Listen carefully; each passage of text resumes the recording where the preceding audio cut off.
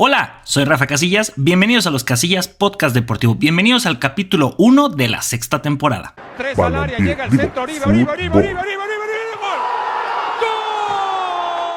Y vamos a comenzar este 2025 con un tema interesante que ya lo habíamos tocado la temporada pasada, pero ahora lo vamos a hacer en video, que son estos jugadores que no solamente consiguieron una, sino 2 veces el triplete.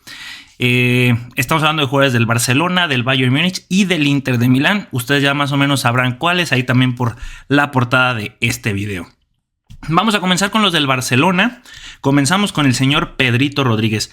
Todos estos que vamos a hablar del equipo culé ganaron el triplete. La primera vez fue en el 2009 bajo el mando de Pep Guardiola y en 2015 con Luis Enrique. Son jugadores que pues al menos se mantuvieron 5 años y que les tocó levantar Copa del Rey, Champions League y Liga. Es decir, en vez de Copa del Rey también podrían considerarlo como la Pokal o podrían conseguir la Copa de la Serie A, la Copa de Italia. Entonces, pues esos sean los títulos: Copa, Champions y Liga de local, de la que están jugando en cada país. Entonces comenzamos con Pedrito Rodríguez, un jugador que no solamente ha ganado la Champions League, también ha ganado Europa League, ha ganado Eurocopa, ha ganado Mundial de la FIFA y pues salido de la Masía estuvo en ese selecto grupo de jugadores que consiguieron el triplete con el Barcelona, ya lo dijimos, en el 2009 y en el 2015.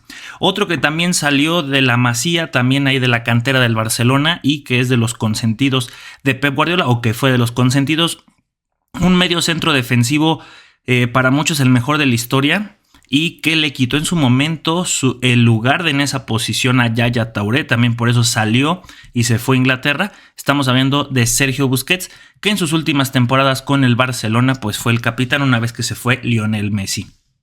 Dani Alves, temas extracancha, pues sí, como persona deja mucho que desear, pero como futbolista es uno de los jugadores que tiene más títulos en todos los niveles, tanto en selección como en clubes, principalmente en clubes, porque en selección pues sí tiene Copa Confederaciones, tiene Copas de América, no tiene el Mundial, pero en este caso específicamente de lo que estamos hablando en este tema, pues sí tuvo Champions, Liga y Copa del Rey en 2 ocasiones.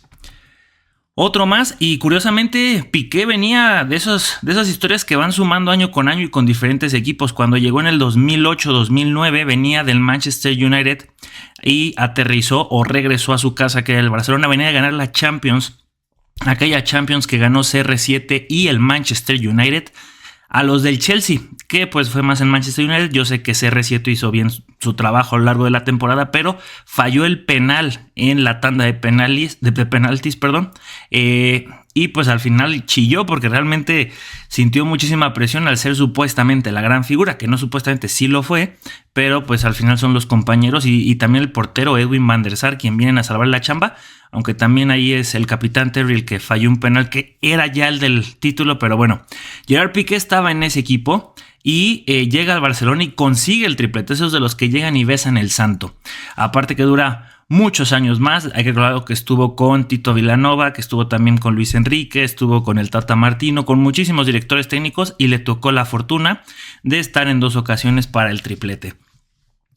Los 3 más importantes, yo creo, de la lista del Barcelona: Xavi Hernández, también uno de los eternos capitanes, aunque creo que nos faltó más de Xavi en el Barcelona. Lastimosamente no se le respetó tanto en los últimos años, o se consideró que su nivel no era el adecuado para mantenerse, y por eso se fue a otros clubes allá a intentar no probar suerte, pero ya pues a forrarse los bolsillos de dinero para cerrar su carrera.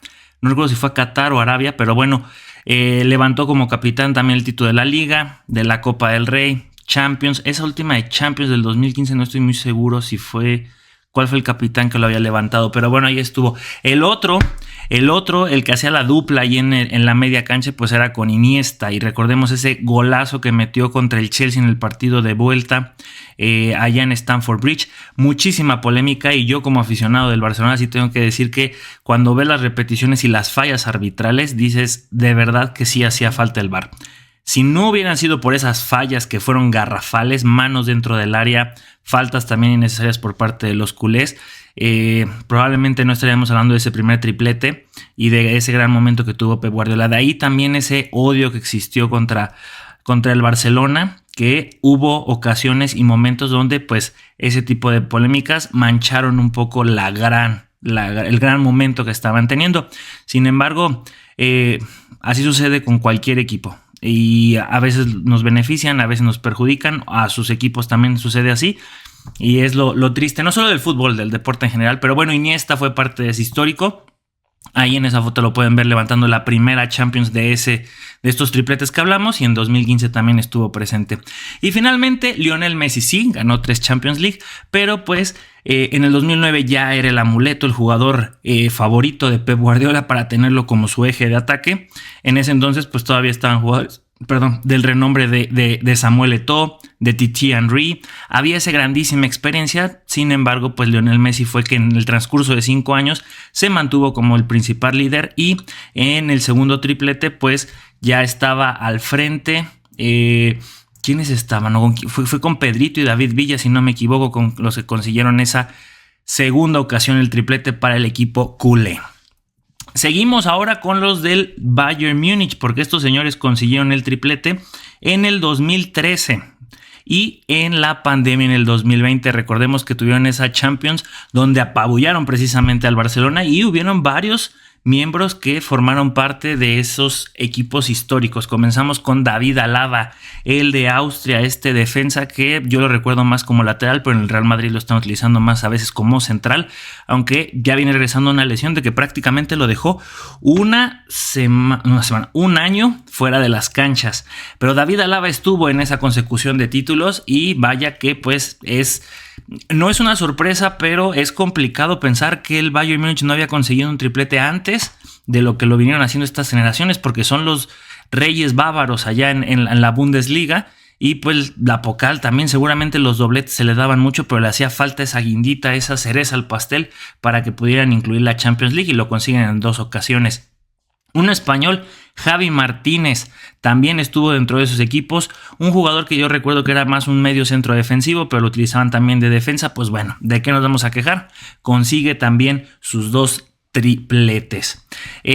Un campeón del mundo, el señor Jerome Boateng. Ustedes lo recordarán allá levantando la Copa del Mundo y haciendo unos partidazos, haciendo dupla, creo que era con Matt Hummels en el Mundial de Brasil 2014, donde Alemania se coronó por 4ª ocasión campeones del mundo. Y con el Bayern Múnich, con el gigante de Alemania, pues bueno, consigue también esas 2 Champions, 2 Pokales y 2 Bundesligas para hacer los 2 tripletes. Uno que tiene al Barcelona como sus hijos, así lo dice él, es Thomas Müller, siempre confundo estos dos. Thomas Müller, que pues es un histórico no solamente del Bayern Múnich, también de la selección alemana, también campeón del mundo en el 2014, y vaya que es un emblema y un jugador que tiene esta combinación entre ser delantero y un medio centro ofensivo. Por algún momento yo llegué a pensar que iba a ser el máximo goleador en Copas del Mundo, porque venía con un promedio goleador en cada copa que estaba jugando, mucho mejor que las que tuvo en su momento Ronaldo Nazario y Miroslav Klose. Pero pues al final en la última Copa del Mundo se desinfló, y pues ya creo que eso no va a suceder. Pero por lo pronto pues también está dentro de esta lista históricos. Y finalmente, con los del Bayern Múnich tenemos a otro histórico ya de la selección alemana, que también fue campeón en el 2014, el arquero Manuelito Neuer. Un jugador que tiene una historia que desgraciadamente vino a volverse el titular de la selección alemana, porque el que estaba en ese entonces, el arquero que estaba proyectado para ser el titular durante muchos años, pues por temas de depresiones decidió terminar con su vida. Y lo que son las cosas, ¿quién iba a suplir a ese arquero? ¿Quién iba a ser la figura? Porque lo tenían considerado a él. Pues resulta que es Manuelito Neuer, y lo demás es historia. Un jugador que con el Bayern Múnich se afianzó, que realmente haya ganado absolutamente todo: Champions, Bundesligas, Pokales, Mundiales de clubes, que ha estado dentro de equipos formados de superestrellas. En esa foto podemos ver a Robben, Ribéry, Lewandowski, Kimmich, ahí está Lava, ahí está Coman, está Schüle, también muchos jugadores que se llevan de los equipos que le están haciendo sombra. En su momento lo hicieron con el Borussia Dortmund, ahorita lo están intentando hacer con el Bayer Leverkusen. Esa es la filosofía de los del Bayern Múnich, y pues este señor pues ha estado dentro de esos grandes equipos que serán recordados por los tripletes. Y finalmente, el caso más interesante de estas historias es el de Samuel Eto'o. En la primera temporada, en la 2008-2009, que llegó Pep Guardiola al Barcelona, pues este señor estaba en esa plantilla y gana el triplete. Sin embargo, nunca se entendieron como tal, y le había dicho Pep Guardiola, vamos a intentarlo un año. Salieron las cosas bien, un goleador nato, un 9 nato sin lugar a dudas, pero Pep Guardiola tenía otros planes y era pues en su momento jalar un poco más a Lionel Messi al centro de la delantera, aunque en su momento también llegó Zlatan Ibrahimovic, pero hacen precisamente este cambio con el sueco y el camerunés y lo mandan al Inter de Milán. Curiosamente, al siguiente año, junto con el Special One, consigue un triplete, en este caso Serie A, Champions y la Copa de Italia, eliminando en ronda de eliminación directa a los del Barcelona. Lo que es las cosas, ¿no? El Special One es de los pocos que ha logrado quitarle un título de liga Pep Guardiola, que lo hizo ya después con el Real Madrid, pero previo a esa etapa que tuvo con los merengues, pues con los del Inter de Milán consiguen un tremendo triplete. Ahí, esa final creo que fue Inter contra el Bayern Múnich, que al final ganan los italianos. También hubo otra novela, porque cuando pasa la temporada 2008-2009 también sacan a Robben, sacan a Sneijder, y que estaban en ese entonces en el Madrid. Se va Sneijder, el neerlandés, al Inter de Milán, y Robben se va al Bayern Múnich, y son los que juegan la final, y si no me equivoco fue en el Santiago Bernabéu. Lo que son las cosas, la ironía, la ley del ex. Déjenme saber en los comentarios si ustedes ya conocían a todos estos jugadores que 2 veces ganaron el triplete. Si me falta alguien, que según yo ahora sí ya no. Vamos a hablar de los jugadores más caros de este 2025. Sé que apenas va empezando, pero estos son los valores que arrojó Transfer Market y es el top 5 por posiciones. Vamos a tocar a los porteros, a los defensas izquierdos, derechos, a los medios centros defensivos, mediocampistas, medios centros ofensivos, extremos izquierdos, derechos y delanteros. Así es como los vamos a ir catalogando. Así que si usted dice, no, pues es que yo lo recuerdo más como extremo izquierdo, bueno, aquí fue como Transfer Market lo categorizó. Entonces así es como lo vamos a comentar. Entonces comenzamos con los porteros. En el número 5 tenemos al italiano de 28 años, Vicario del Tottenham, que está tasado en 35 millones de euros. El Tottenham siempre recordado por tener grandes arqueros. Ahí tenemos a Hugo Lloris y antes de eso ya no me acuerdo de nadie más, pero tenía que decir eso. Después del Porto, con 25 años, el portugués Diego Costa con 40 millones de euros. De aquí hasta el número 1, pues es que todos están empatados ahí con ese valor. Entonces puede que sean unos euritos más, unos euritos menos, pero lo redondean en 40 millones. El titular de la selección portuguesa y del Porto. Número 3 tenemos a Mamardashvili. Ese nombre me conflictúa mucho, pero bueno, igual 40 millones de euros. 24 añitos del georgiano, portero del Valencia. Número 2 tenemos al suizo Kobel del Borussia Dortmund, ahí en la Bundesliga. Tiene 27 años este arquero y también tasado en 40 millones. Y finalmente David Raya, el español del Arsenal, 29 años. Sin embargo, pues su gran momento, su experiencia con los Gunners, también lo evalúan en 40 millones de euros. Nos vamos ahora con los defensas centrales. Bajó un poquito su valor este señor portugués Rubén Díaz del Manchester City. Tiene 27 años y disminuyó un poquito su valor, pero igual son 75 millones de euros, también, que es bastante. Otro más ahí del City, el croata Vardiol, que fue una de las figuras claves del último mundial allá en Qatar 2022, que fue eliminado, si no me equivoco, por Lionel Messi y compañía, y que Guardiola dijo que gracias a esa eliminación podían comprar a este muchacho mucho más barato, porque su valor durante el mundial se estaba volviendo exponencial e iba para arriba. Entonces el croata de 22 años, 75 millones de euros. Otro que también está tasado en esos 75 millones, el italiano de 27 años del Inter de Milán. Tenemos a Bastoni. Típico italiano, típico defensor. ¿Qué podemos decir? Este es el prototipo de un jugador italiano y sobre todo de los defensas que han tenido en las últimas décadas. Históricamente son así. Gabriel del Arsenal, un defensa central que no solamente la arma muy bien en defensa, sino también es un atacante peligroso. Si no, pregúntenle ahorita a los del Manchester United. Fue el que anotó el gol en la tercera ronda de la FA Cup y así ha anotado muchos. De cabeza es tremendo. 75 millones de euros para el brasileño de 27 años. Y el defensa central más caro hasta el momento en este 2025 tenemos al francés Saliba de 23 años con 80 millones de euros, también del Arsenal. El Arsenal tiene unos equipazos. Nos vamos con los defensas derechos. Comenzamos con Frimpong.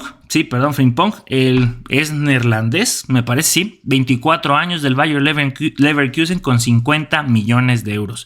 Con 55 millones tenemos al inglés de 27 años también del Arsenal, el señor White. un defensita derecho que, pues, es que, fíjense, aquí ya tenemos 3 de 4 posiciones que ocupa una defensa en un planteamiento 4-3-3, 4-2-3-1, pues que son del Arsenal. Es que la verdad que es una muy buena defensa y la verdad que lo está sufriendo en todas las competiciones donde están jugando. Pero bueno, Hakimi, el de Marruecos, del Paris Saint-Germain, que no digan que el Paris ya se quedó sin estrellas, ahí siguen, 60 millones de euros para este muchacho de 26 años. Koundé, el francés, 60 millones de euros, 26 años, del Barcelona, una figura que prometía mucho cuando llegó del Sevilla. Creo que está cumpliendo, a veces sí tiene errores medio gachos, pero igual cumple la mayoría de las veces. Y el defensa derecho o lateral derecho más caro hasta el momento, con 26 años, el inglés de Liverpool, Trent Alexander-Arnold. Yo solo lo recuerdo por aquella vez que eliminaron al Barcelona cruelmente, pero bueno. Nos vamos ahora con los defensores izquierdos. Empezamos con Theo Hernández, el francés, con 50 millones de euros, 27 años, importante y clave en la consecución de títulos que han tenido los del Milan. Acaban de ganar también la Supercopa de Italia al Inter de Milán. El Alphonsito Davies de Canadá, 50 millones de euros, 24 añitos, parte de la plantilla del Bayern Múnich. El señor Balde, canterano, formado en la Masía, claro que sí, ahí del Barcelona, 21 años, ya está consagrado y eso me da muchísimo gusto, 50 millones de euros. Otro jovencito, el portugués Méndez del Paris Saint-Germain, 22 años, 55 millones de euros. Les digo, el París todavía tiene estrellas y también tiene jugadores con una proyección tremenda. Y el defensa izquierdo más caro hasta el momento en este 2025, con 27 años, un italiano del Inter de Milán, con 60 millones de euros. Este señor Di Marco, el más experimentado. Bueno, creo que Theo Hernández es el que tiene más añitos, pero bueno, igual de años, 27 años, pero es el más caro, 60 millones. Nos vamos ahora sí con mediocampistas defensivos. Comenzamos con Zubimendi de la Real Sociedad. Este español de 25 años está tasado en 60 millones de euros. Nos vamos con Bruno Guimaraes del Newcastle, 27 años, el brasileño, 80 millones de euros y muchos equipos por toda Europa lo pretenden. Es que el Newcastle, hay que recordar que es un proyecto similar a lo que pasó con el Paris Saint-Germain, entonces están trayendo jugadores cariñosos y con mucho talento. Tchouaméni, el francés del Real Madrid, 24 años, tasado en 80 millones. Otro que también vale 80 milloncitos, 23 años, el ecuatoriano, Caicedo, nuestro hermano latinoamericano, que pocos hemos visto latinos, a excepción de los brasileños. Creo que hasta la lista que llevamos al momento tampoco he visto argentinos, ¿no? Los que están mejor tasados del continente americano son los brasileños, pero bueno, este medio centro defensivo del Chelsea, 80 millones de euros. Y finalmente el actual Balón de Oro, aunque ha estado lesionado en lo que ha sido esta campaña, pues Transfer Market lo sigue catalogando como el medio centro defensivo más caro del mundo, 130 millones de euros a sus 28 años, el español Rodri. Ahora nos vamos con los medios centros como tal, mediocampistas. El francés Camavinga, de 22 años, del Real Madrid, con 80 millones. McAllister, yo no sabía que McAllister se escribía diferente, es Mac y luego Alister, pero bueno, ahora sí, un argentino de Liverpool, 26 años. Este chamaco también cómo ha crecido desde que fue campeón del mundo. Creo que antes estaba con el Brighton, bueno, ahora con el Liverpool, 80 millones de euros. Pedri no es de la Masía. No tenemos que olvidarnos de eso porque muchos confunden porque lo vieron muy chamaco llegar, era parte creo que de Las Palmas, pero ahora con el Barcelona a sus 22 años este español vale 100 millones de euros. Declan Rice, el inglés, que no era inglés como tal, o sea, es parte de la Gran Bretaña, creo que era irlandés, pero bueno, dijo, con Irlanda no voy a llegar a ningún lado, mejor me voy con los ingleses.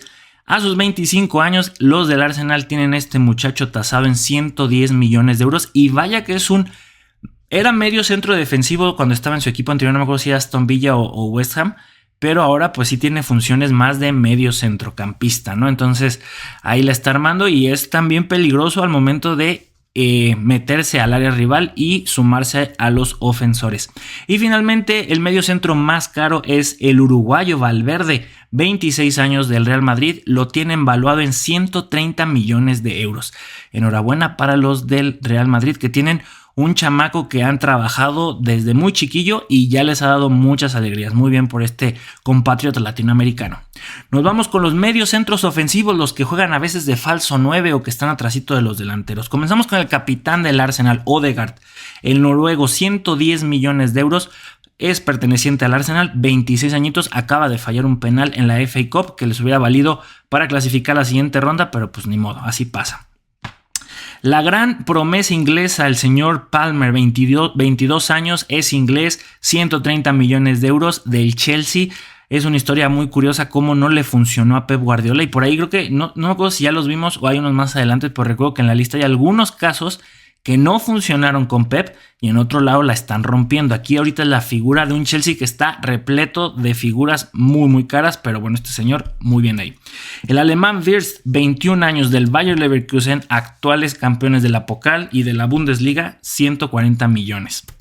Otro alemán, tanto Wirtz como este muchacho Musiala, deseados por media Europa. Bueno, el Bayern Múnich todavía lo mantiene, 21 años, 140 millones. Y finalmente es el señor Bellingham del Real Madrid con 21 años. Es el mediocampista más caro del mundo con 180 millones de euros.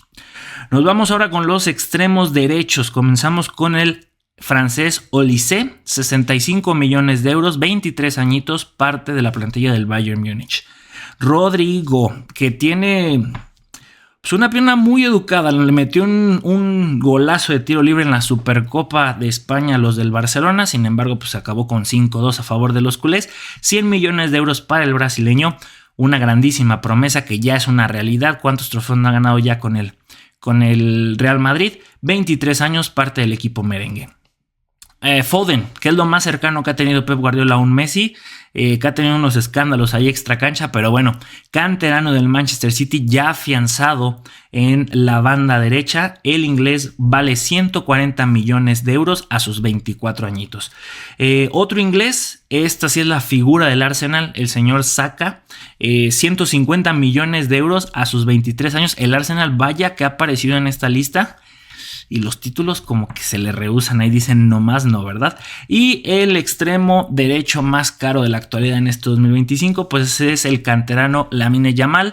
El español tiene 17 años, ya ha levantado varios títulos, pero especialmente con la selección española, una Eurocopa nada más. Está tasado el muchacho culé en 180 millones de euros. Nos vamos ahora con los extremos de izquierdos.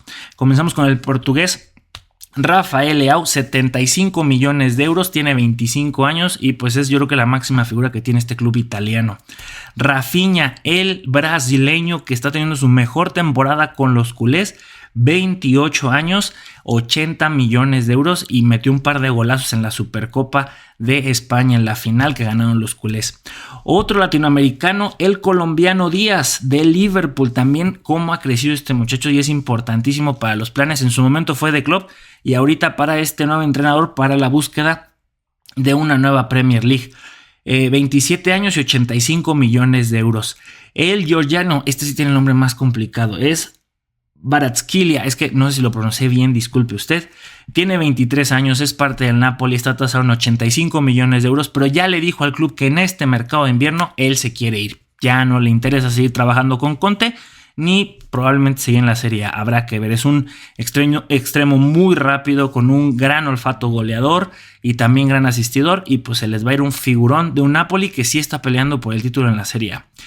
Y finalmente, como extremos izquierdos, tenemos al actual premio de Best de la FIFA, Vinicius, 24 años, el brasileño del Real Madrid, 200 millones de euros. Te podrá caer bien, te podrá caer mal, a mí la verdad no me cae, pero pues es que sí sigue siendo un gran valor, tanto para su club como para su selección, como para las marcas que lo visten. Y ahora nos vamos ya finalmente con los delanteros. Julián Álvarez, 80 millones de euros, tiene 24 años el argentino y está teniendo una gran etapa en este cambio de aires que tuvo del City al Atlético de Madrid. Harry Kane, que a sus 31 años la sigue rompiendo con el Bayern Múnich. El inglés tiene un valor de 90 millones de euros y sigue siendo un killer que lastimosamente no ha levantado un título en conjunto, colaborativo con su equipo. Sí tiene muchos premios individuales, pero pues no tiene los que realmente le interesa, que son los títulos colectivos. Lautaro Martínez, un argentino que también tiene un gran olfato, un gran killer con el Inter de Milán, tiene ya 27 años, campeón del mundo, campeón de la Copa América. No recuerdo si fue campeón del mundo, pero según yo sí. Pero bueno, campeón de la Copa América, eso seguro. 100 millones de euros. Y ahora convertido en delantero centro, que la verdad sí es más desequilibrante cuando está por la izquierda, porque a él le gusta hacer estos recortes, ya sea intentar entrar por afuera o meterse literalmente por adentro. El señor Kylian Mbappé, el francés, ya tiene 26 años. ¿Cómo pasa el tiempo? ¿Se acuerdan cuando era un chamaco y levantó la Copa del Mundo en el 2018? Pues bueno, de eso ya pasaron 6 años. Ya tiene 26 años, ya juega para el Real Madrid y está tasado en 160 millones de euros porque estaba tasado en 200 a finales del 2024, pero su nivel, seamos sinceros, ha bajado. Ahí lo va recuperando, pero no es lo mismo que con el Paris Saint-Germain. Y finalmente, junto con Vinicius, el jugador más caro de la actualidad, en este caso también deberíamos meterlo en esa categoría, pero bueno, está como el delantero centro más caro del mundo. El noruego Erling Haaland tiene 24 años, juega para el Manchester City y lo evalúa Transfer Market en 200 millones de euros. Estos son los 10 jugadores que más partidos han jugado o jugaron al lado de CR7. El bicho tuvo grandes compañeros y con todos estos ganó títulos, ya sea en el Real Madrid, en el Manchester United o con Portugal, porque realmente ahí fueron donde más jugaron estos chamacos con él. Comenzamos con 208 partidos, Xabi Alonso. El señor Alonso fue campeón del mundo, también campeón de Eurocopa, pero pues coincidieron en el Real Madrid y ahí también vaya que la rompieron. Un jugador que tenía un toque para poder asistir a sus compañeros adelante, vaya que Cristiano Ronaldo lo aprovechó bastante bien. Después tenemos a irlandés John O'Shea, déjenle un poquito más chiquita la imagen, claro que sí, en el Manchester United, que aunque para mí sinceramente no era titular indiscutible, pues jugaba bastante ahí en los roles de cambio en la defensiva de Sir Alex Ferguson con los Red Devils. Jugó 215 partidos al lado del Cristiano Ronaldo en el Manchester United, perdón, ahí confundí las palabras. CR7, que venía recién estrenado en el Sporting de Lisboa al Manchester United, se consolida ahí y se consagra también con los Red Devils. Pues bueno, John O'Shea estuvo con él y hay otro más ahí en la lista, si no me equivoco, pues también lo tocó verlo crecer y que se fuera volando con los merengues. Hablando de ese otro, pues aquí tenemos a Rio Ferdinand, 221 partidos con CR7, vaya que le enseñó muchísimo y Rio, que ahora se ha vuelto pues comentarista, analista en estos medios ingleses, pues habla maravillas de Cristiano Ronaldo y explica la disciplina que tenía este muchacho desde que llegó, que al principio pues intentó ser altanero, saltarse la jerarquía que había en el campo, pero pues al final se aplacó y entendió que pues era un trabajo en equipo y tenía que respetar ese orden que había en la cadena evolutiva, en la cadena que había ahí de jugadores, y pues Rio Ferdinand lo aprovechó bastante, hasta levantaron la Champions en esa agónica final contra el Chelsea en el 2008. Luka Modric, claro que se quisieron estos dos después de la salida de Mesut Özil. Yo creo que buscaban un medio que pudiera entenderse para poder asistir a CR7 en los goles. 222 partidos al lado del bicho. Un Modric que hasta la fecha se mantiene ahí con el Real Madrid con sus 30 y tantos años, jugando en el más alto nivel con uno de los clubes más importantes del mundo. Bien por Luquita y bien en su momento por CR7 de haber tenido la oportunidad de jugar con este señor que fue el primer jugador después de Messi y de Cristiano Ronaldo en ganar un Balón de Oro. No olvidemos eso, que rompió la hegemonía. El eterno capitán del Real Madrid, que al final se fue no en los mejores términos, pero que así son las cosas en este mundo del fútbol. Hay un rocecillo que nunca se arregló con José Mourinho, pero le dio la oportunidad de todos modos en su carrera de jugar 228 partidos al lado del bicho, siendo su capitán, siendo el que lo regañaba, el que le gritaba, el que lo apoyaba y también aprovechó el talento del bicho para poder levantar muchos títulos como capitán. Claro que sus goles le dieron muchos de esos trofeos. También diríamos lo mismo de las atajadas, ¿verdad? Sus atajadas también le dieron muchos goles al bicho.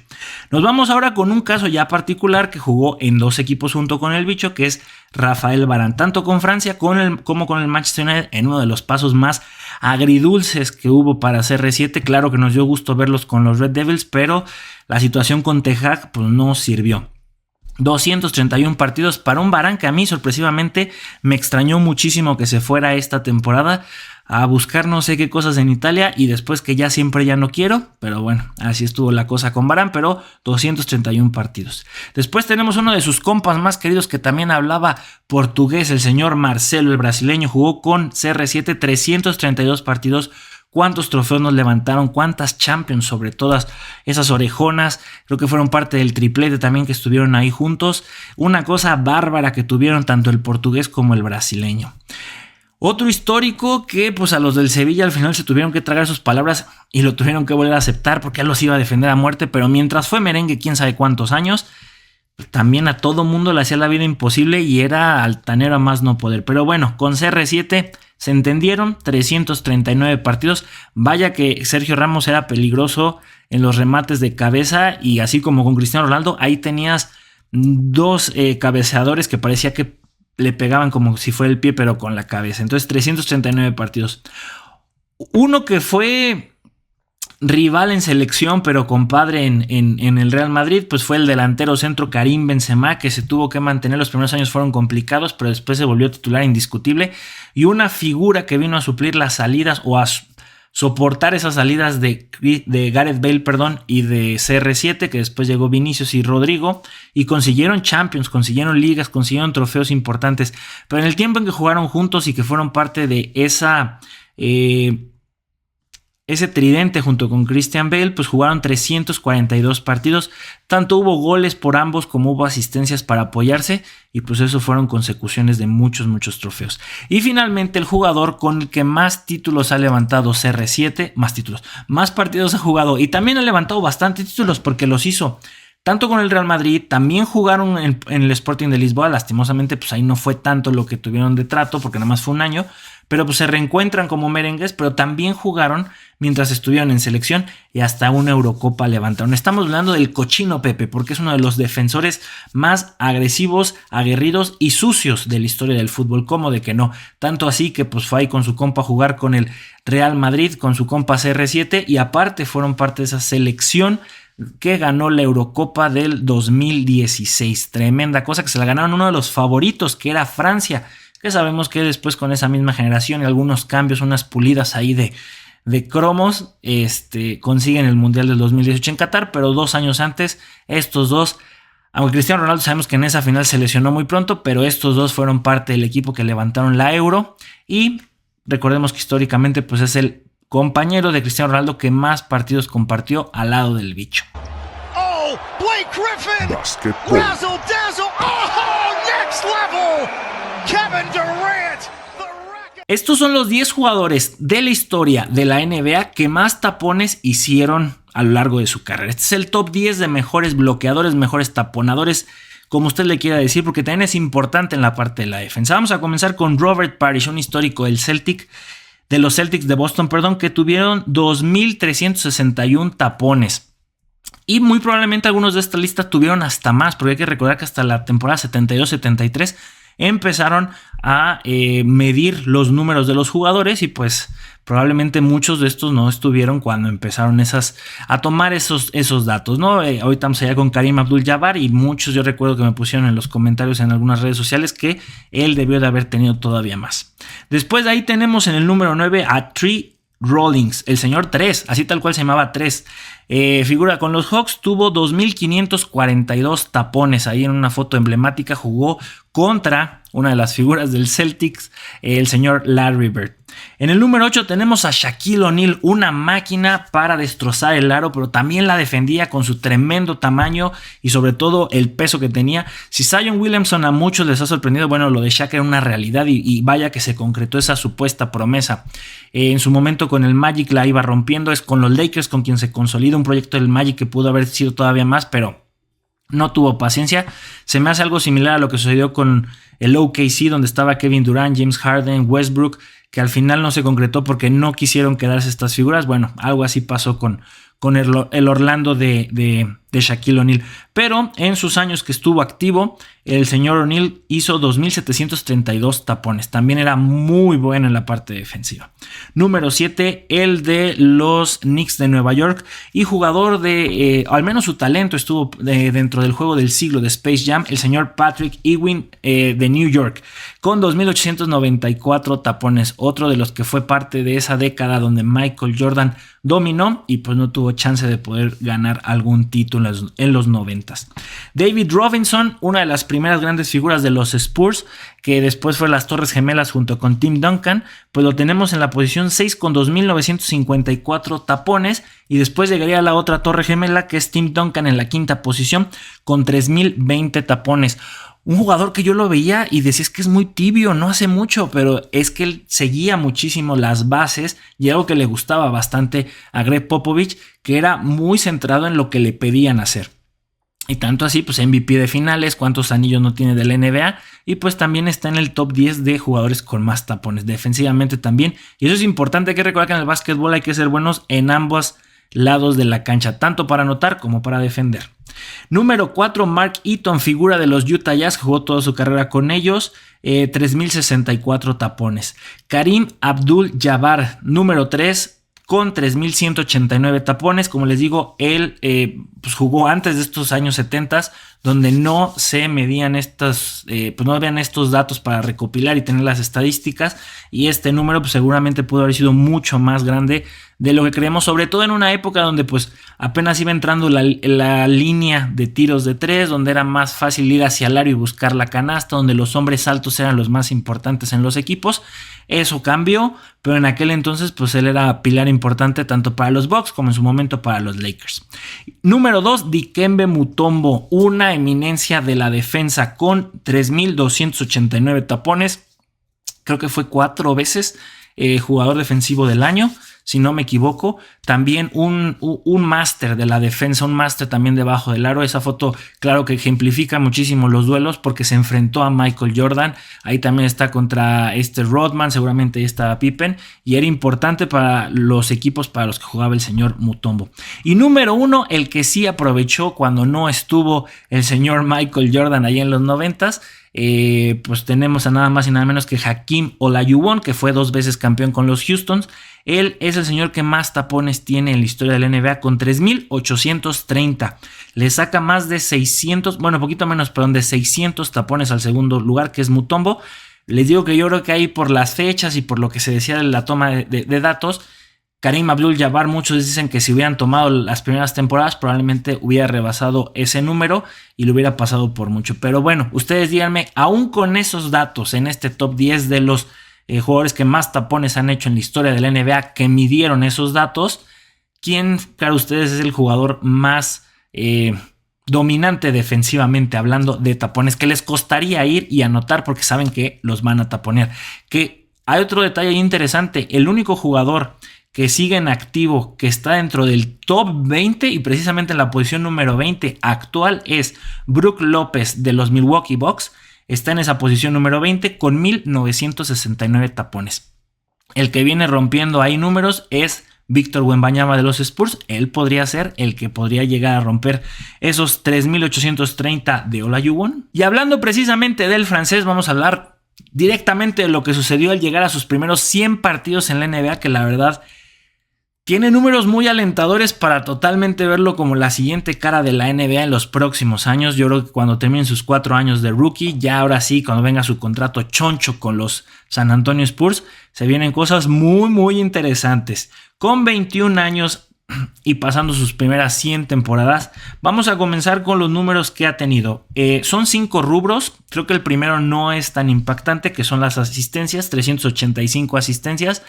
No se habla mucho de que haya superado a estas alturas a otros grandes asistidores, entonces ahí está el dato de asistencias, 386, pero donde ya empiezan ahora sí los trancazos es en tiros de 3. Ha hecho 225 triples, o sea, ya anotados, no hechos, sino ya anotados 325 triples.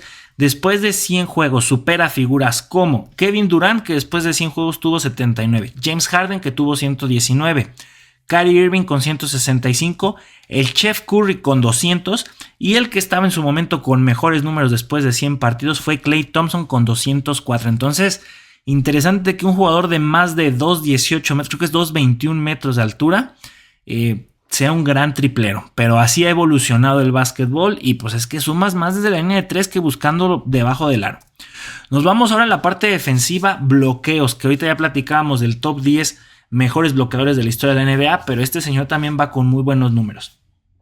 Después de 100 partidos, Tim Duncan tuvo 247 tapones, Olajuwon 268, Mutombo 309, Mourning 341 y Shaquille O'Neal 349. Y vieron que Shaquille O'Neal creo que era el séptimo mejor taponeador. Bueno, el señor Wemby tiene 366 tapones después de 100 partidos. Tiene un mejor ritmo para poder llegar a mejores números que todos los antes mencionados. Mejor que los dos primeros, que son Mutombo en segundo y Olajuwon en primer lugar con 268. Entonces, bastante alentador lo que puede hacer este muchacho. Ahora nos vamos con puntos. Ha anotado después de 100 partidos 2.273 puntos. Supera a jugadores como Dwayne Wade, que tuvo 1.914. Kevin Durant con 2.060. Tim Duncan 2.105, otra figura tremenda de los Spurs. LeBron James 2.181 y Allen Iverson con 2.258 puntos. Hay que valorar que los Spurs están totalmente jugando para él. Muy seguramente ya cuando empecemos a ver que los Spurs van a ser candidatos a un título será porque ya traen otra figura con el que tendrá que compartir la pelota y pues hacer puntos entre los dos. Ahorita la primera opción ofensiva es él sí o sí. Nos vamos ahora con rebotes. 1053 rebotes tras 100 partidos. Supera a Kevin Garnett con 677, Charles Barkley con 864, Karl Malone con 899, mismo número Anthony Davis, y el que tenía mejor número después de 100 partidos, Andre Drummond, 964 rebotes. También una figura que, como les digo, lo mismo con los puntos, pues es la principal figura tanto ofensiva como defensiva. Pero ahí está el dato y pues sigue sumando. Lo importante es el ritmo que llegue para ver si supera todos esos récords. Entonces, ¿ustedes qué opinan? ¿Hasta dónde creen que pueda llegar este chamaco si apenas está empezando su carrera? Primero 100 partidos, tiene 21 años, el francés de 2.21 metros de altura. Déjenos saber en los comentarios y si les sorprende o les parece muy obvio que esto es lo que suceda cuando es un equipo que está girando totalmente alrededor del francés. Y con eso terminamos nuestro primer capítulo de esta temporada 6 en este 2025. Señores y señores, estoy muy emocionado por lo que se viene. Apenas va arrancando el año, apenas van a empezar eventos de los que estamos cubriendo, porque sabemos que ya empezó el Australian Open, también sigue la NBA, ya se viene también el Super Bowl, pero de eso la verdad es que no nos metemos mucho porque tampoco sabemos tanto, pero deportes hay un montón y este 2025 seguirá trayéndonos grandes sorpresas y se viene una agenda apretadita y sobre todo cuando llegue el verano con el mundialito de clubes, mundialito de clubes nada más, ¿verdad? Es que es Club FIFA World Cup. En fin, hay muchas cosas por hacer y por ver y por platicar. Señoras y señores, síganos en todas nuestras redes sociales como Los Casillas Oficial, Facebook, YouTube, Instagram, TikTok, que ya estamos a nada de poder llegar a los 4,000 horas de reproducción en YouTube y nos están ayudando un montón. Señoras y señores, como dicen y quiero mucho, vamos a comenzar este año como terminó el anterior. Aquí huele a gas. ¡Fuga! ¡Vámonos!